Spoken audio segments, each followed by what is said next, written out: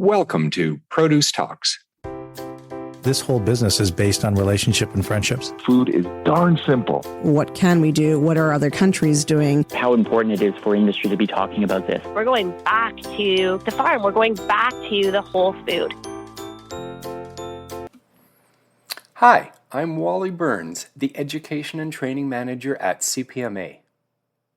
CPMA would like to acknowledge Nature Fresh Farms as our Produce Talks series sponsor. Find out more about Nature Fresh Farms and how they are growing for a kinder future at www.naturefresh.ca.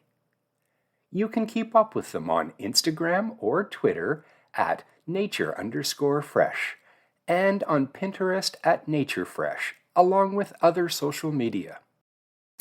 This is the recording of a learning lounge from the recent CPMA Convention and Trade Show in Toronto. We listened to Moderator Stewart Lapage from Oppy talk with 4 other young professionals who are Passion for Produce alumni. They talk about their experiences in the produce industry, including going through the COVID years, and their thoughts on what's next in the evolving workplace. The 4 panelists are Jessica Levac of Bellemont Powell, Ryan Ostertag of the Star Group CFP Limited, Katrina McMorrow of Global Citrus, and Greg Palmer of the Loblaw companies. In addition, we've added a new segment to each of our monthly episodes called Industry Insights. Listen to the end of the podcast as Mike Mauti shares current statistics from the Canadian consumer market. It's a short 5-minute segment that we hope will provide you with timely updates to help in your business. Now, let's listen to the discussion led by Stewart Lapage.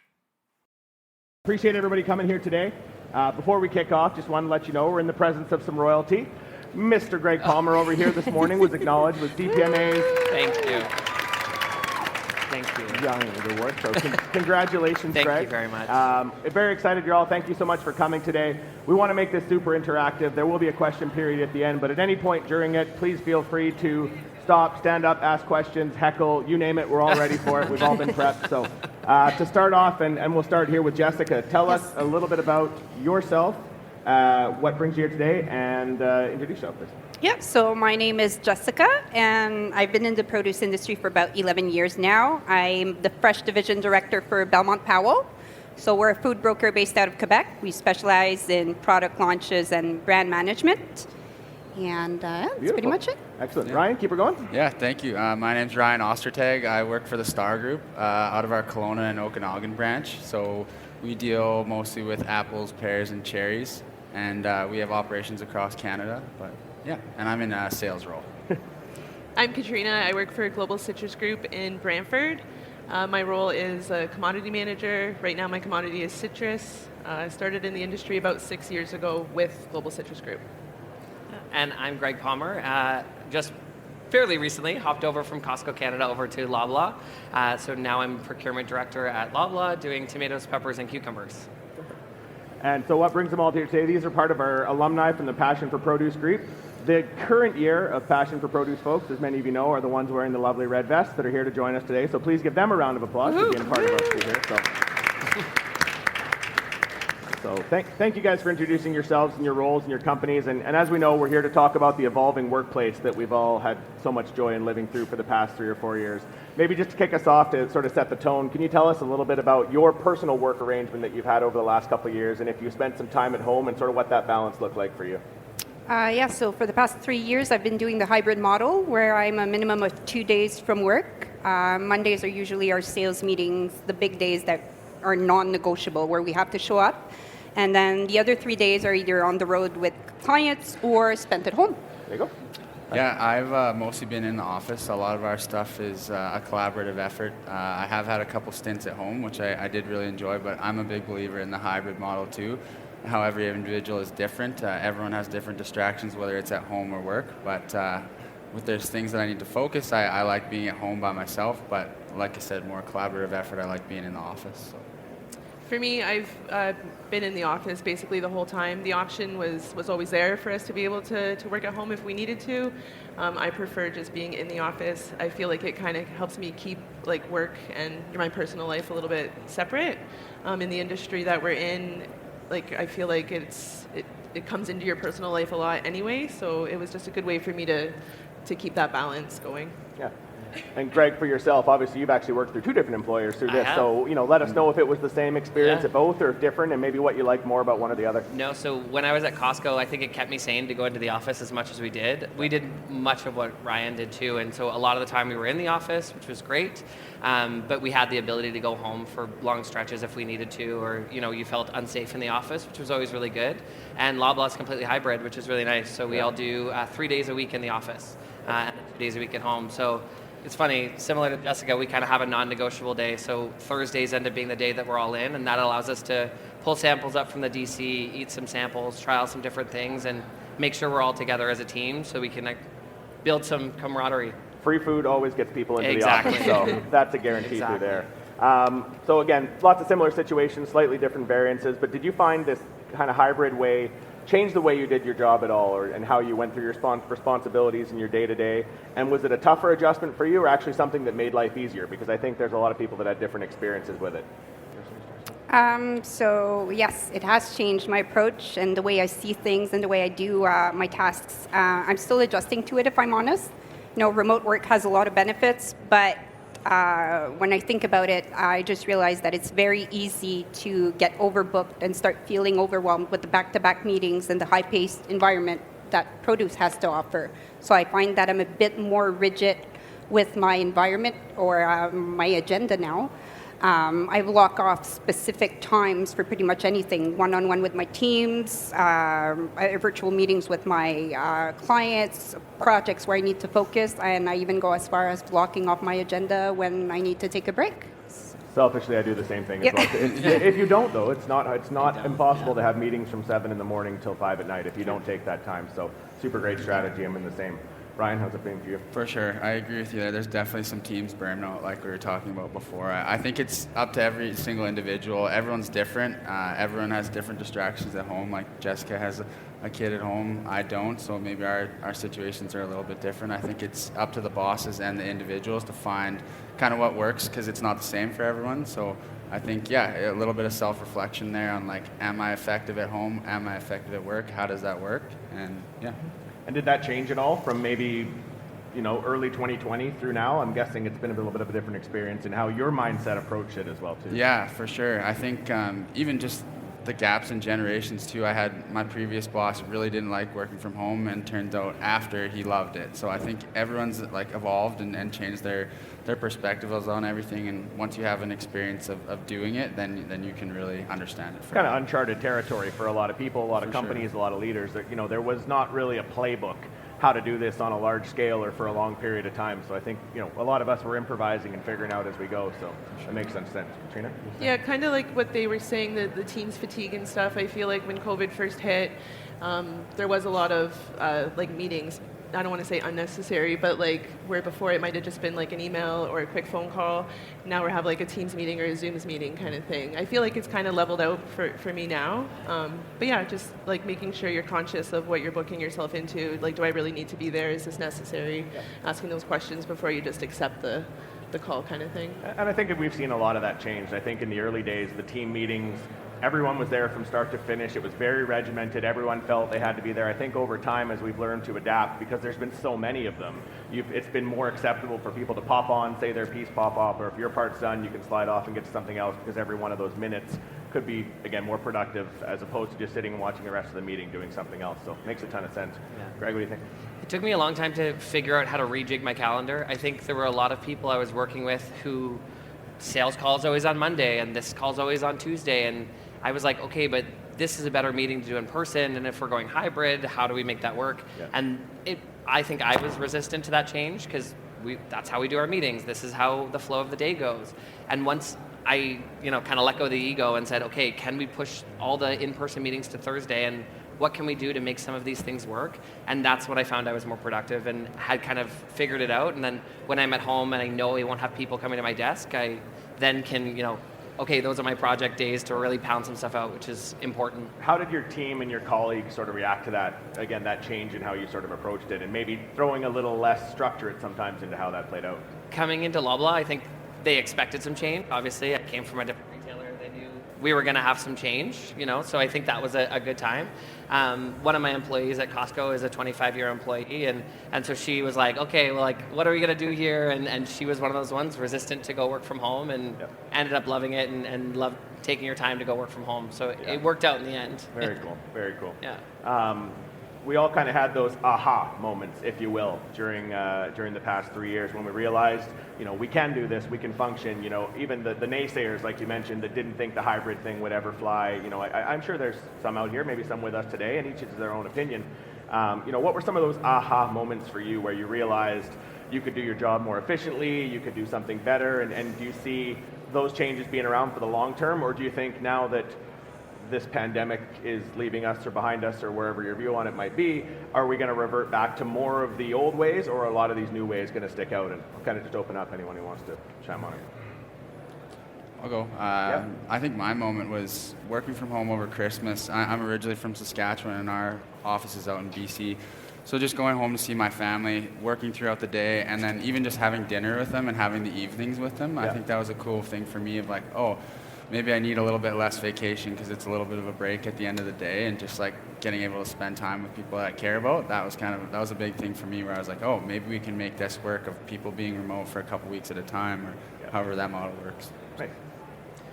Yeah, it was a big, like I said, I had to find ways to get productive. I felt guilty putting in those my own time, my focus time. Yeah. And then I was like, well, if not, my entire day is completely consumed in meetings, and I could sit in meetings that I don't need to be in all day long. If I don't say, I don't need to be here, I can be more productive somewhere else.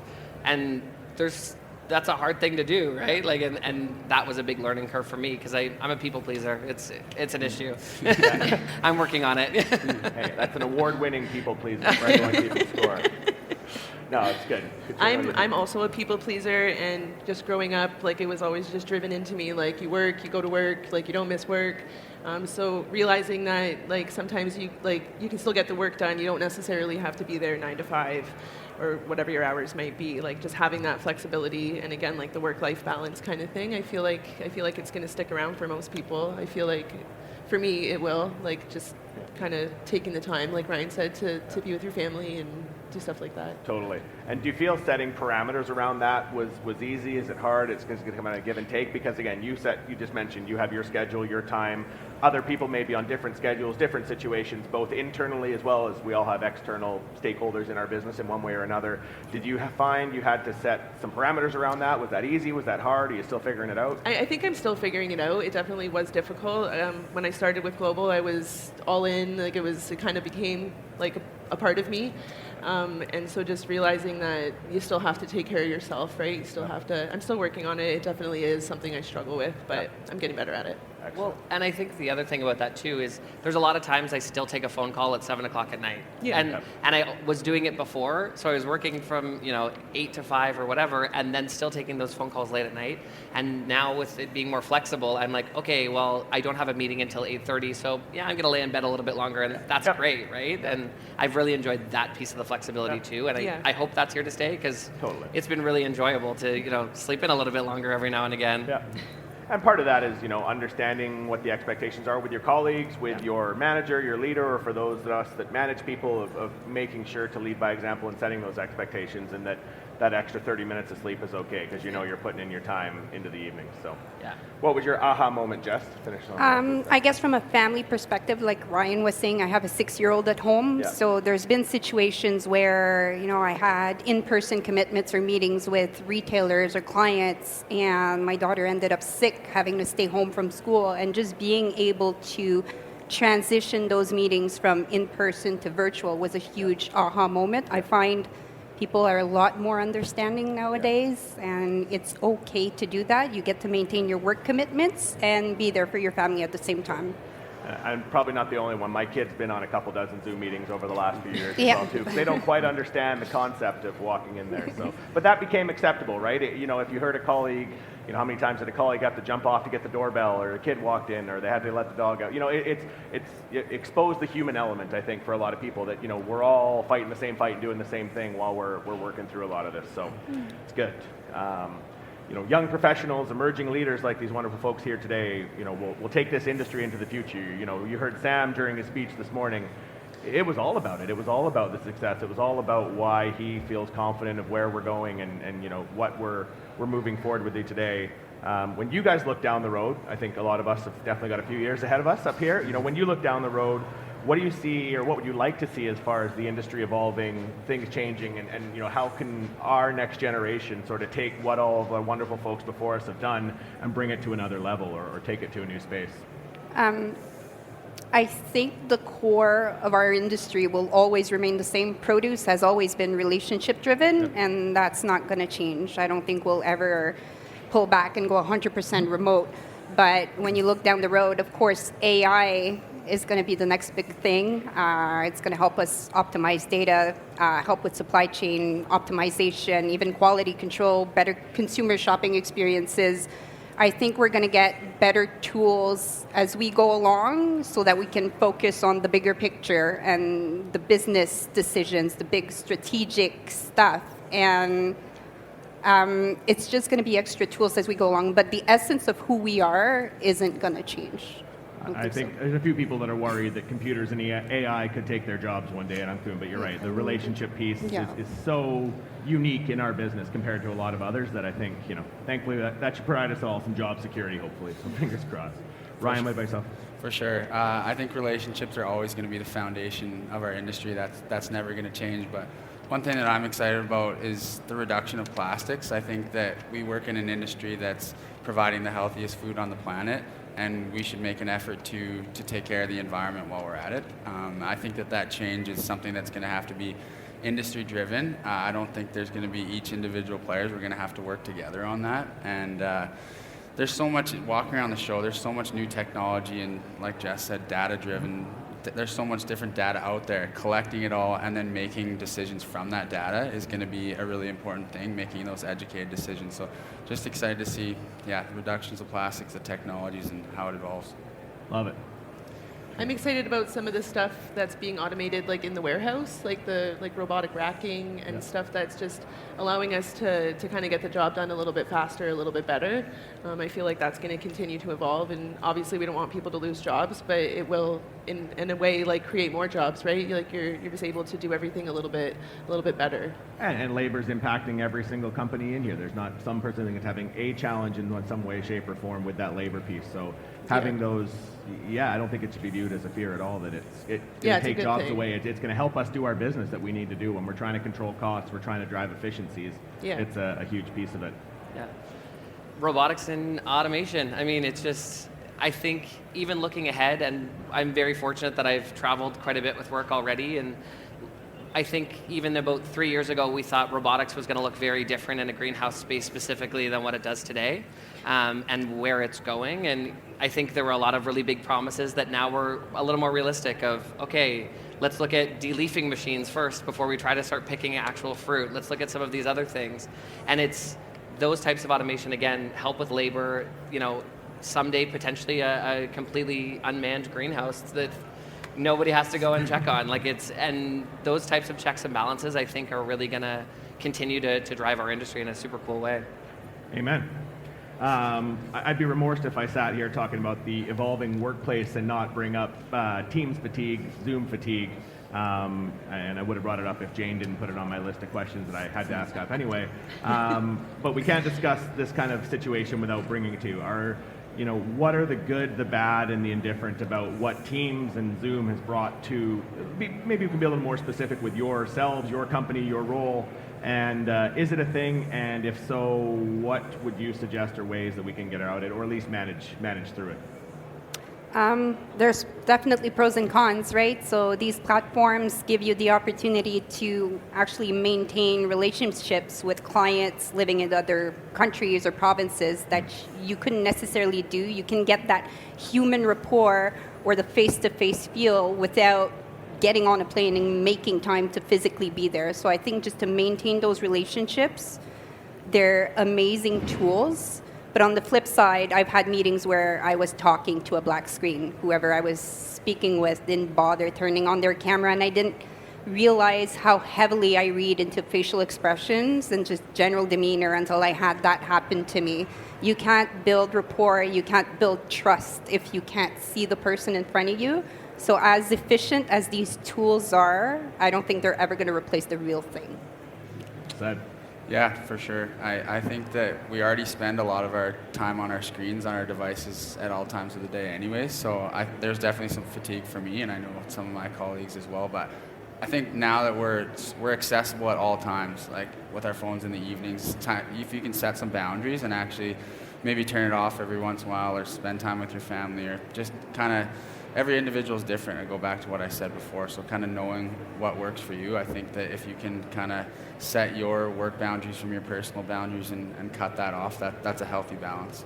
And I think you're seeing more of that. I mean, I know there's a lot of companies really pushing new policies around setting those boundaries, right? Like it's for, for some folks, if you don't set those boundaries, like I said, it could start at 7 in the morning, go till 7 at night, and be 7 days a week. And I think it's healthy and good to see companies leading that charge, so individuals don't have to, because you may not, it brings everyone to a level playing field, I think, within a company or within an organization, which is hugely valuable. And I think you still always feel responsible. You have your phone. If someone's reaching out to you, you want to respond. Like everyone here wants to make a difference, so that's a good point. Amen. Sure.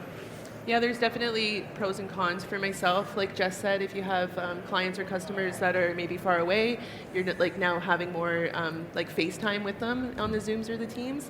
But then on the flip side, I feel like it does take away a little bit from that relationship building. A face-to-face, a handshake is always a little more effective, in my opinion. Yeah. I think I was always really phone heavy anyway. Like I always pick up the phone. I'm an old soul that way. I like to have the phone calls. So even when I was in my early days at Costco and we kind of, how do I didn't have a webcam on my computer at work. So there was no point of me going on a Zoom call. So I said, just call me and we'll have a phone call. And I get really fatigued watching people. Like, remember the days of House Party and for some of us at the very beginning of COVID, and I would sit there for hours with my friends and I was drained by the end. Like I was so done and I couldn't figure out why. But then it's funny because on the flip side, I love a FaceTime call. I think it's really fun. It's super easy. Yeah. I'd rather, if somebody FaceTimes me, even a vendor, it's just really quick, but it feels like a face-to-face conversation and is a nice way to kind of catch up, and sometimes, just changes it up from just a phone call. Well said. Looking at tons of great stuff around the show today. Hopefully everyone's had some time to walk around. What's some of the things you've come across, existing technology, anticipated technology that kind of you're most excited about? And this could be kind of maybe a double part question. You could talk about you personally. There's some reference here about energy behind plastics and stuff like that, but what are you most excited about? And then maybe on behalf of your company, what's something that you can see providing a huge amount of benefit to what you do and how your business works? Yeah. So for me, like I said, de-leafing machines, robotics, I think there's a lot that's coming. Personally, I'm like robot waiters. That's the coolest innovation of all time. There's a lot of neat stuff that is happening. So for me personally, it's the robotics, it's the animation, it's the plastic reduction, the sustainability, all the buzzwords. Yeah.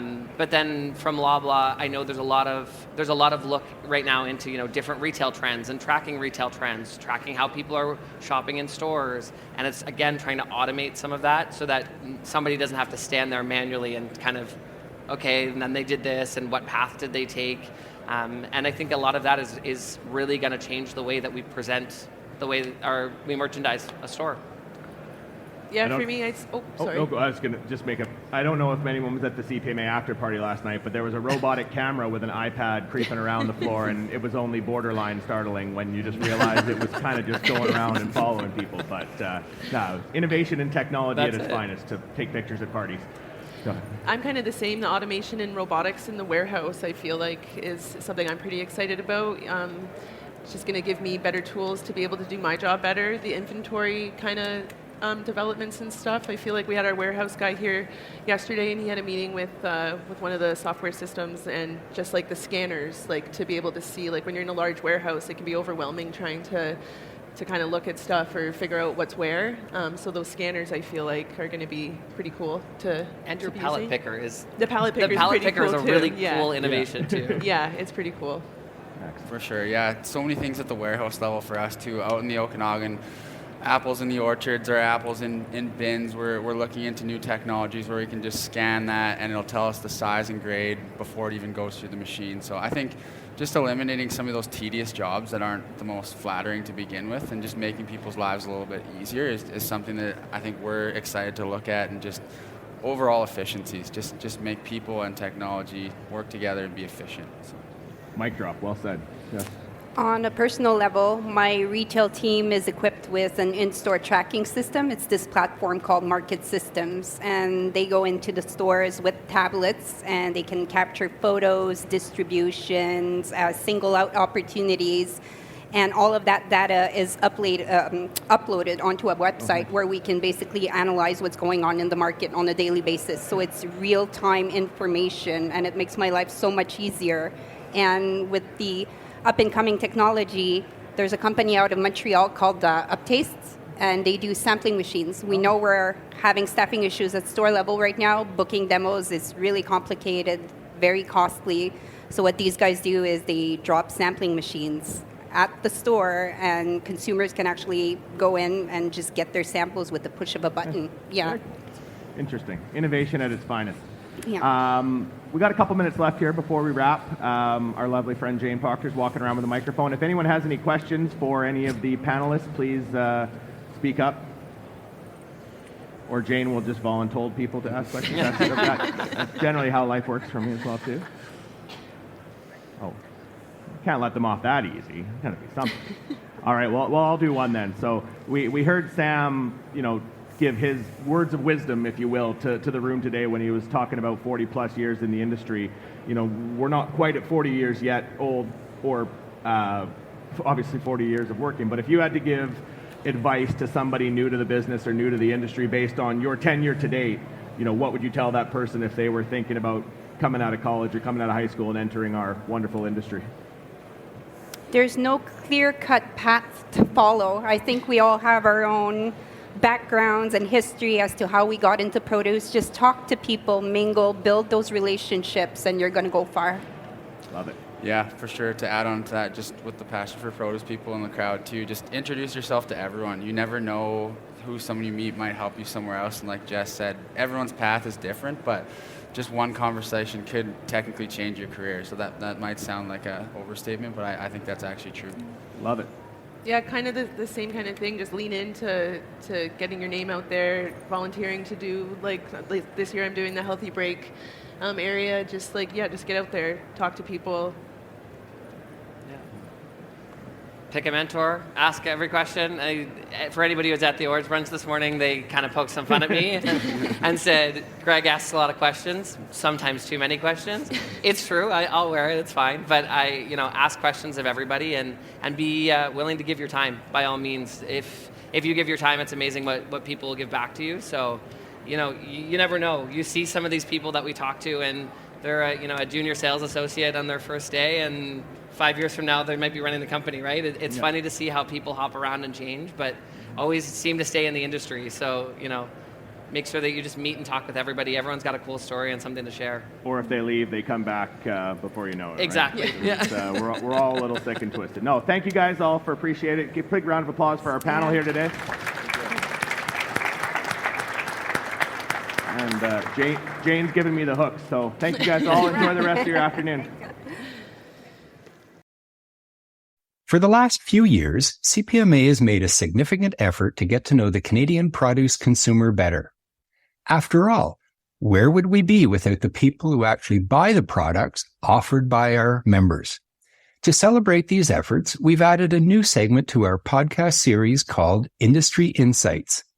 Each month, we'll hear from experts like Mike Mauti, CPMA's own consumer guru, who will provide our listeners with just a taste of what we've learned about the Canadian consumers this month. So welcome, Mike. We're always very interested to hear what the Canadian produce consumer has to say. What did you learn this month? Thanks a lot, Wally. I really appreciate being here. In fact, I must say, one of my highlights each month is being able to talk to you about one of my favorite topics, the produce consumer. And this month we're going to wade into the murky waters of online produce purchasing. Specifically, we're going to talk about who uses it, when do they use it, and how can we solve the age-old problem of online impulse purchasing. And then after that, we're going to tackle the dynamics of taste. Another jam-packed month of consumer intelligence. Tell us what you've learned about online produce shopping. I'm hearing conflicting stories about that. Yes, I hear you, Wally. I think what you're talking about are some of the articles coming out of the industry press that talks about how online shopping has declined since the end of the pandemic. I think that's primarily the case in the United States, and in Canada, we do have a slightly different experience. If you think back to the beginning of the pandemic, most of the major grocery retailers had an online offer that was different than what they're offering today. Take Sobeys, for example. At the beginning of the pandemic, they had yet to launch their Voila service. And so now that service is available in many parts across the country. So those customers who were not using Voila prior to the pandemic, when it wasn't available, are using it now. So we do see that there's a little bit more usage in Canada, which is contrary to what some of the press is talking about in the United States. And so what that translates to is about 1/3 of the Canadian population, according to our research, has used an online service for produce at some point in time in the last 3 months. Now, if we take a step back and think about that seems like an awful lot of usage, but that doesn't translate to 1/3 of produce being sold on an online service. When we ask this 1/3 how often they're using online services, we find that about 1 in 5 uses the service all the time or almost all the time. And a bigger chunk of people are actually using the service less than monthly, and in some cases, they only just used it the once. However, that same 1/3, when we asked if they've increased their usage of online over the last 12 months, they say about 2 in 5 say that yes, they have, versus only 1 in 5 that say they've declined. So when we take all that together, we're probably still looking in the single digits in terms of total produce that is being sold on an online service. Now, many people will say that online grocery shopping is the future. And now here's a stat that might provide a little bit of comfort for those people. Consumers in the youngest age group, those aged 20 to 34, are 3 times more likely to have used an online service for produce than those aged 55 or older. And when we think about that age group, 20 to 34, they're not all entirely in the grocery markets just yet.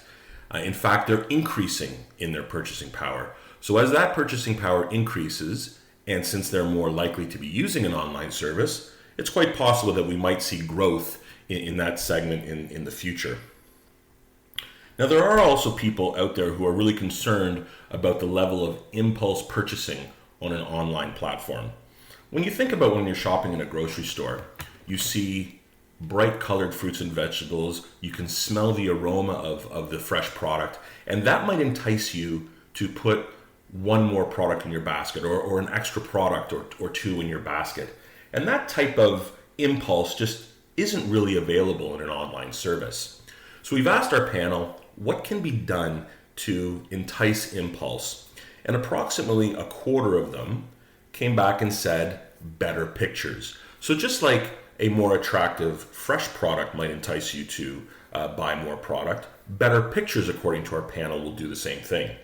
Now, they've also said that better prices, more specials, or better descriptions on the product, or even pop-up recipes might help. But the number one thing was just simply better pictures. Great insights. It will be interesting to see if anyone picks up on these recommendations. But what about taste? You've tweaked my interest. Yeah, taste is an interesting topic in and of itself. There are lots of reasons why a consumer will purchase a product.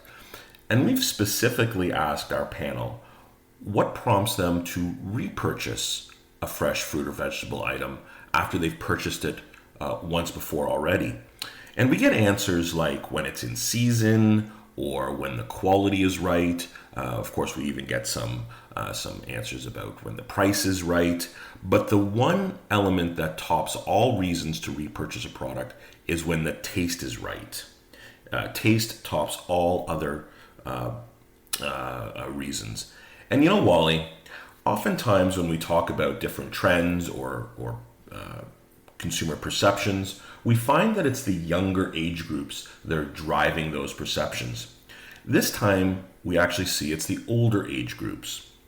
So we see that the age group 65 plus, the senior citizens, they're leading the charge on taste as a reason to repurchase. 80% of all people in this oldest age group are telling us that taste is a prompt for repurchase. And as we go down the ages, as we get progressively younger, we find that number drops. And when we take a look at where people are shopping and how they're perceiving their repurchase prompts, we find that the folks who are shopping in the conventional formats are more likely to call out taste as a reason to repurchase a fruit or vegetable product. So we're seeing those in the older age groups and those who are shopping at the conventional formats.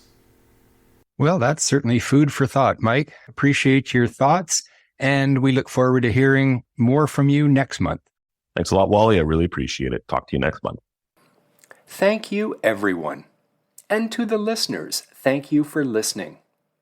Remember, you can subscribe to Produce Talks at Google or Apple Podcasts and on most other podcast players. Until next time, fill half your plate with fruits and veggies, continue to seek out new knowledge, and basically never stop growing.